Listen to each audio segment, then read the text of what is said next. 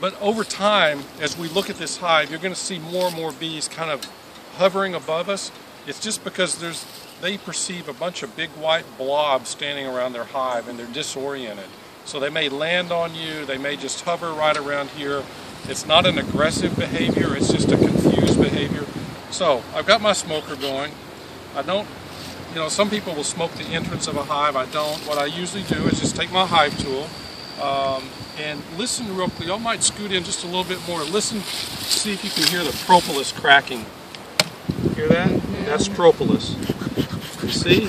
Just put a little smoke right there in that crack. And are these bees flying out and attacking you? No. No, they are not. This is the feeder where I would pour in the sugar syrup. There are about 1 million different kinds of feeders. Some go in the front of the hive, some go on top. This is a frame feeder. It takes the place of a frame.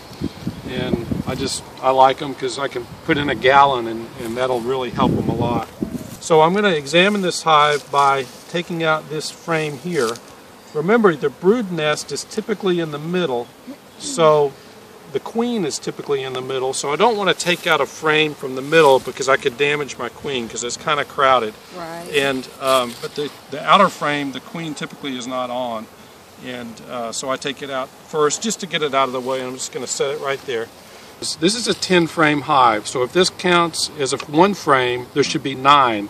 There's only 8. Because I like my frames spaced out a little bit more. It allows me to take the frames out more easily, kill fewer bees that way.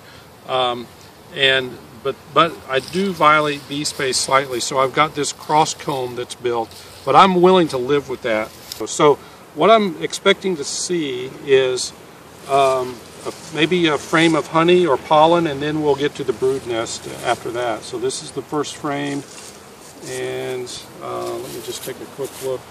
Okay, over here are hive beetles. You can see crawling, scurrying around here, and you see the bees. You see how the bees are containing them in there, like right there? They're like jailers.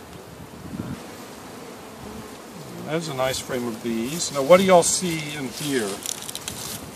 Pollen. Oh no, that's the brood. That's the brood, exactly.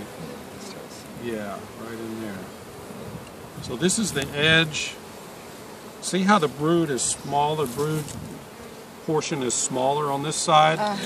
That's the beginning, and on this frame it should be even a little bigger than this. So your brood nest is expanding as you go out. And it's placed back in there.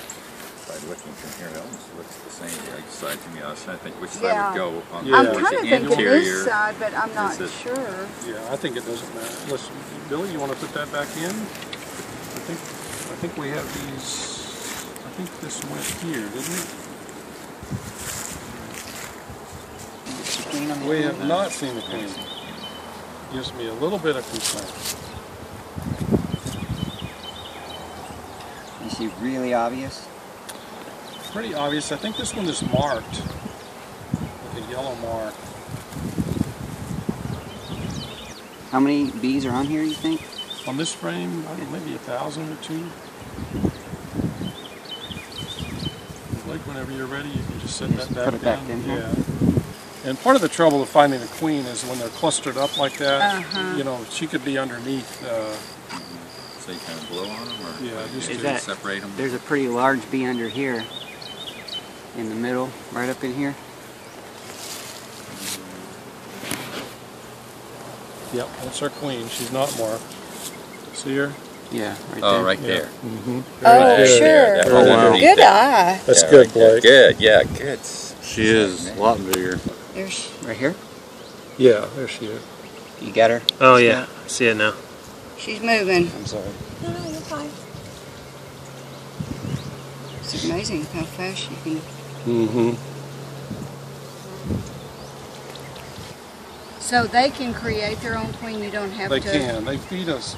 They'll take a very young larva or an egg and feed it royal jelly. Have you heard of that? Super nutritious food for the bee. Right. And every bee gets a little bit of that.